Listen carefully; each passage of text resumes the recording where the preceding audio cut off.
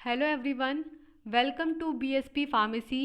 आई am Nikita Gupta और आज हम बी फार्मा सेकेंड सेमेस्टर के subject human anatomy and physiology के unit first topic nervous system पे एक स्मॉल सा क्विज लेंगे सो दैट हम नर्वस सिस्टम की बेसिक कंसेप्ट्स को यहाँ क्लियरली अंडरस्टैंड कर सकें।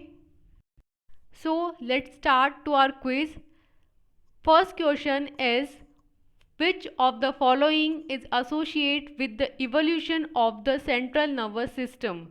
मीन्स कि इस क्वेश्चन में हमें बताना है कि सेंट्रल नर्वस सिस्टम या हमारा जो CNS होता है उसके इवोल्यूशन के साथ इन चार ऑप्शंस में से क्या एसोसिएट है। तो हमारे चार ऑप्शंस हैं, first a complete gut, second a bilateral symmetry, third radial symmetry system, and fourth is a closed circulatory system. So the correct option is bilateral symmetry. तो क्या होती है bilateral symmetry? bilateral symmetry का means है कि जब किसी animal को बीच में से कट किया जाएगा तो उसका राइट हैंड साइड पार्ट और उसका लेफ्ट हैंड साइड पार्ट जो हैं वो दोनों एक दूसरे के मिरर इमेजेस हों। फॉर एन एग्जाम्पल आपके हैंड्स, तो अगर आप अपने हाथों को देखेंगे तो वो जो हैं एक दूसरे के मिरर इमेजेस हैं। तो ये किसको बताता है? बायलेटरल सिमेट्री को बताता है। और साथ में बायलेटरल सिमेट्री का मीन्स होता है कि वो एनिमल्स जिनके प्रीवियस में क्या थे, हेड एंड टेल थे। एज यू नो कि ह्यूमंस में भी पहले टेल हुआ करती थी। तो ये किसके एग्जाम्पल हैं? बायलेटरल सिमेट्री का एग्जाम्पल हैं, यानी जिनमें इंटीरियर और पोस्टीरियर पार्ट होता है और जिनमें बैक एंड बेली होती है, दैट मीन्स वेंट्रल एक्सिस और डॉर्सल एक्सिस होता है, उनको बायलेटरल सिमेट्री के अंदर कंसिडर किया जाता है। और ये बायलेटरल सिमेट्री CNS यानी सेंट्रल नर्वस सिस्टम के इवोल्यूशन का सिंबल है। So the correct option is bilateral symmetry. Then next second question is, which of the following is a neuropeptide that function as natural analgesia. Means कि इनमें से कौन सा neuropeptide है जो कि नेचुरल एनाल्जेसिया की तरह फंक्शन करता है। नेचुरल एनाल्जेसिया का मीन्स है एनाल्जेसिक्स वो एजेंट होते हैं जो कि पेन से रिलीफ देते हैं या पेन को मैनेजमेंट करने के यूज़ आते हैं। So the four options are, first A is acetylcholine, second is epinephrine, C is endorphin and D is serotonin. So the correct option is C, endorphin. So endorphins क्या होते हैं? endorphins जो हैं वो न्यूरोपेप्टाइड्स होते हैं जो कि पेन मैनेजमेंट के लिए या हम कह सकते हैं एनाल्जेसिक इफ़ेक्ट शो करने के लिए होते हैं, जो एनाल्जेसिक इफ़ेक्ट शो करते हैं जैसे कि मॉर्फिन करता है। और ये बहुत सारी नेचुरल प्रोसेसेस में पार्टिसिपेट करते हैं जैसे कि फीडिंग, ड्रिंकिंग और मैटरनल बिहेवियर एक्सेट्रा। तो हमसे पूछा गया था कि उस न्यूरोपेप्टाइड के बारे में बताइए जो कि एनाल्जेसिक इफेक्ट शो करेगा। So correct answer is endorphin.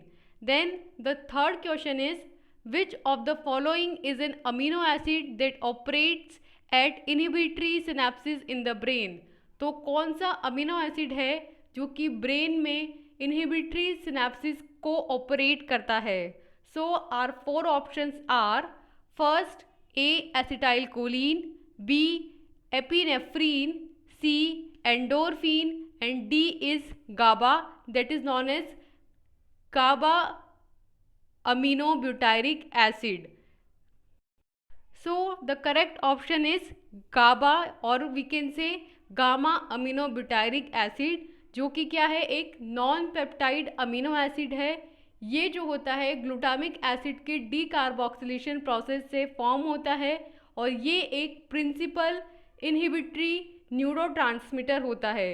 Means कि ये एक ऐसा न्यूरोट्रांसमीटर है जो कि इनहिबिटरी एक्शन शो करता है सिनेप्सिस के अंदर। So the correct option is GABA, which is an amino acid and that operates inhibitory synapse in the brain. Then next question is, wakefulness यानी कि सो के जो हम उठते हैं उसको बोलते हैं वेकफुलनेस। तो this wakefulness is regulated by the reticular formation and which is present in the, means कि जो वेकफुलनेस है वो रेटिकुलर फॉर्मेशन के थ्रू रेगुलेट होती है और अब हमें ये बताना है कि ये ब्रेन के किस पार्ट में प्रेजेंट होती हैं। So our option is A basic nuclei, B cerebral cortex, C brain stem and D limbic system. So the correct option is D limbic system. That means कि जो लिम्बिक सिस्टम होता है उसमें reticular formation होता है और इस formation की वजह से वेकफुलनेस रेगुलेट होती है।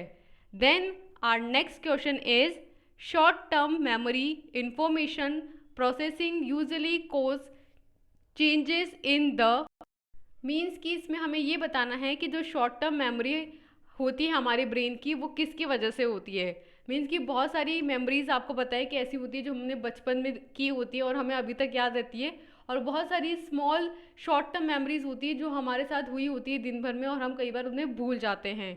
तो ये कौन सा हमारे ब्रेन का पार्ट है जो इस शॉर्ट टर्म मेमोरी इंफॉर्मेशन के लिए रिस्पॉन्सिबल है।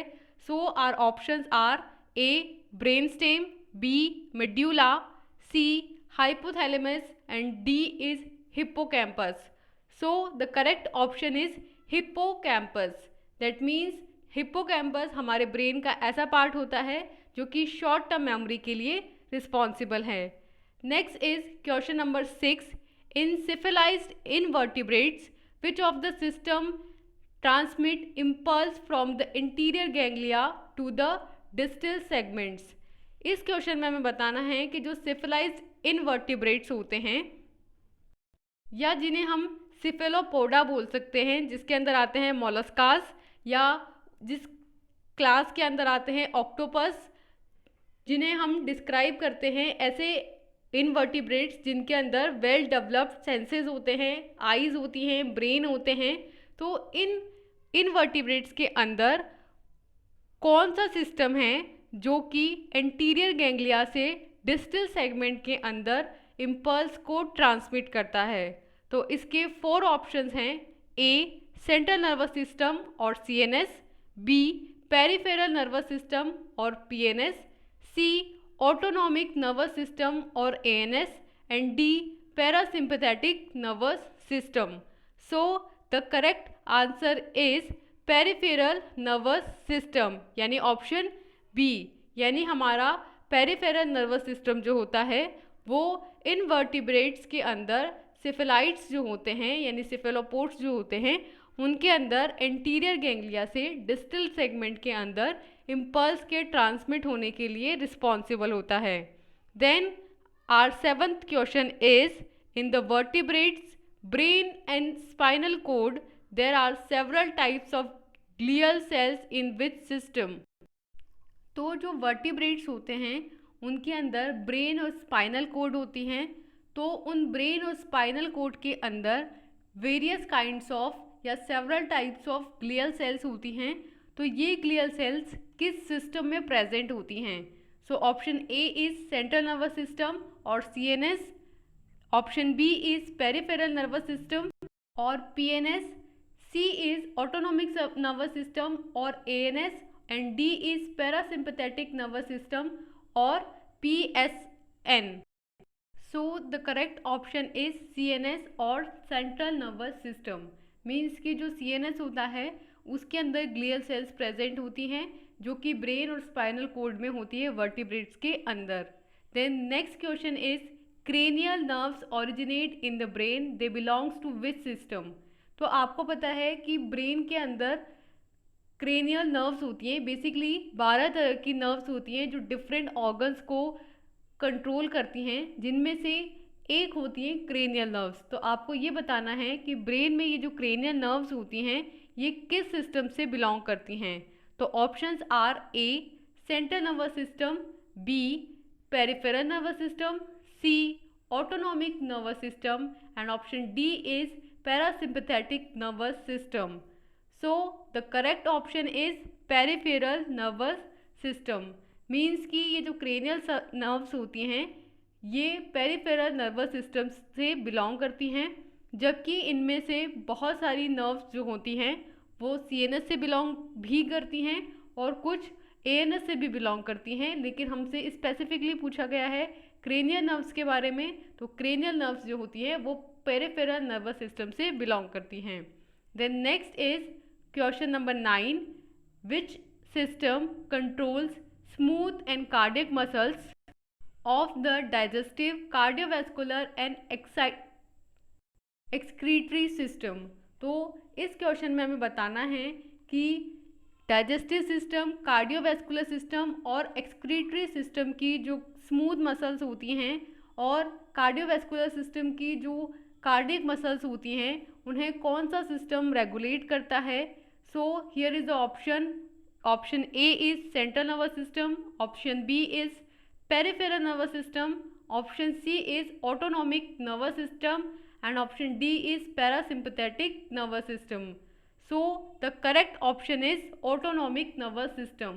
Means कि जो हमारा ANS होता है वो रिस्पॉन्सिबल है हार्ट की कार्डियक मसल्स के कंट्रोल के लिए और एक्साइटेटरी सिस्टम की जो स्मूथ मसल्स होती हैं उनको कंट्रोल करने के लिए। Then next question is which of the following produces hormone that are secreted by the pituitary gland. मीन्स कि हमें उस हार्मोन का नाम बताना है जिसके एक्शन की वजह से पिट्यूटरी ग्लैंड से सिक्रीशन होता है। So here are the options, option A is cerebrum, option B is cerebellum, option C is thalamus and option D is hypothalamus. So आपको ये बताना था कि वो हार्मोन जिसके रिलीज होने से, जिसके प्रोड्यूस होने से जो पिट्यूटरी ग्लैंड है वो सिक्रीट होती है। So correct option is hypothalamus. तो आपको पता है कि हाइपोथैलेमस से different kind of hormones release होते हैं जिसकी वजह से पिट्यूटरी ग्लैंड अपना जो हार्मोन होती है उसको सिक्रीट करती हैं। इसीलिए जब पिट्यूटरी ग्लैंड को मास्टर ग्लैंड बोला जाता है तब हाइपोथैलेमस को मास्टर ऑफ मास्टर ग्लैंड बोला जाता है। सो यहाँ पे हमने कंप्लीट किए हैं हमारे 10 questions that belongs to nervous system. I hope so कि आपके सारे डाउट्स यहाँ पे क्लियर हो गए होंगे। So for now thank you and all the best.